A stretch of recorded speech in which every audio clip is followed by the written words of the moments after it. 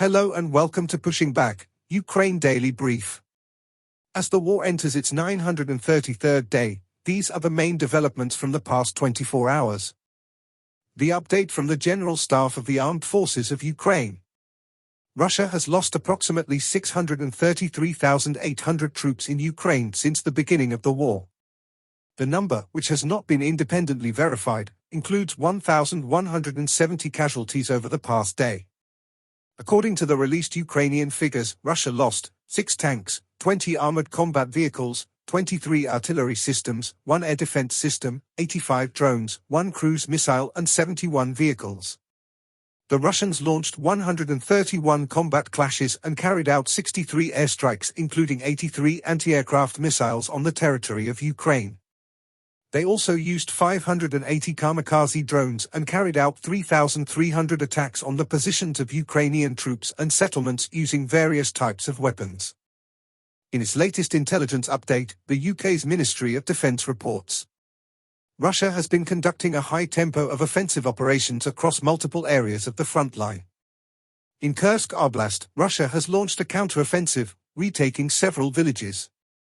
In eastern Ukraine, Russia has made gradual advances around Vuhledar and to the southeast of Pokrovsk, but has not advanced significantly towards Pokrovsk itself. In its latest intelligence update, the Institute for the Study of War. Ukrainian officials and sources indicated that Ukraine's incursion into Kursk Oblast has prompted the Russian authorities to increase the size of the Russian force grouping in Kursk Oblast by upwards of a factor of 3. Ukraine and Russia conducted a prisoner of war exchange on September 14, the third prisoner of war exchanged since the Ukrainian incursion into Kursk Oblast, which appears to have generated the short-term effect of increasing incentives for Russia to engage in prisoner of war exchanges. Some Russian field commanders continue to make decisions that degrade the overall quality of their subordinate forces, prioritizing infantry-led frontal assault tactics over cultivating technical specialists who would allow the Russian military to better field technologies and innovations in combat operations. The Kremlin continues efforts to leverage global informational instruments of influence to develop new capabilities to conduct election interference, destabilization measures, and sanctions evasion schemes. Officials of Georgia's ruling Georgia Dream Party continue to elevate narratives echoing Kremlin information operations justifying Russia's occupation of internationally recognized Georgian territories. Ukrainian forces continue to advance in Glushkovsky Rayon, and Russian forces recently regained territory near Koronivo and Sudja.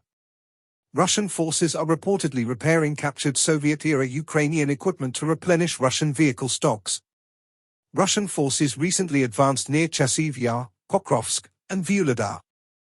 In Zelensky's nightly address he spoke about 3 key areas.